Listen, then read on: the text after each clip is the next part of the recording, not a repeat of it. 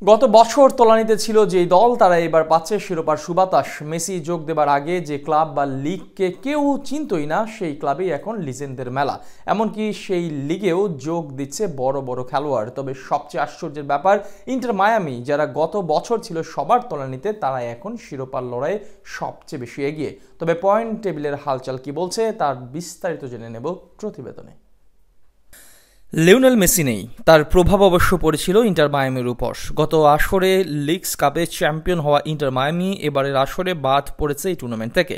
তবে লিগস কাপে না পারলেও মেসির দল মায়ামি নিজেদের লিগে দেখাচ্ছে দাপট, আর সেখানে শিরোপার সুবাতাস পাচ্ছে দলটা। গত আসরেও যখন লিওনেল মেসি দলে যোগ দিয়েছিলেন তখন তালিকার সবার শেষে ছিল মায়ামি, অথচ রূপকথা কিংবা কোনো মুভিকে সত্য করে এক সিজনেই বদলে গেল মায়ামির চিত্র। গত সিজনে পয়েন্ট তালিকার শেষের দিকে থাকা মায়ামি আছে শিরোপার সবচেয়ে কাছে।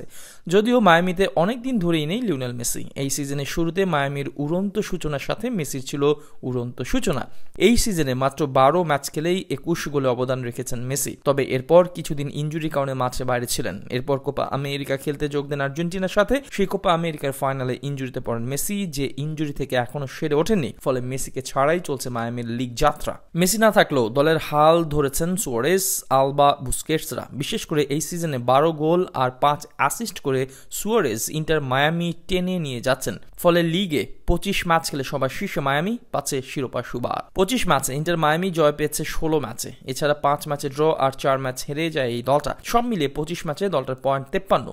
ইস্টার্ন তো বটেই, ইস্টার্ন আর ওয়েস্টার্ন দুই লিগ মিলিয়েই সবার সেরা মায়ামি। কেননা এই তালিকায় স্টার্নে 2 থেকে এফসি চিন্নাতির পয়েন্ট 48।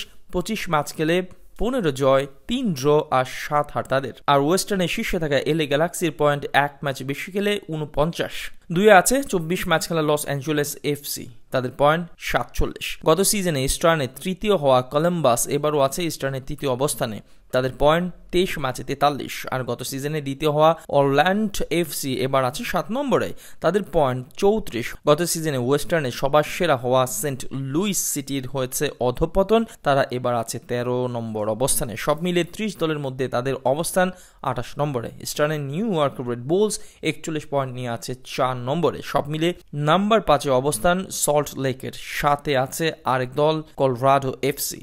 এখন পর্যন্ত লিগ শেষ হতে আর মাত্র অপেক্ষা 9 ম্যাচের।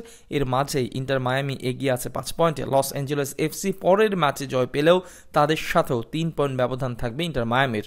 দলের সবাই আছেন দারুণ ফর্মে। এর সাথে যদি লিওনেল মেসি যোগ হয় দলের সাথে, তবে নিজেদের ইতিহাসের প্রথম MLS শিরোপা জয় খুব কঠিন কিছু হবে না বেকহামের দলের জন্যে।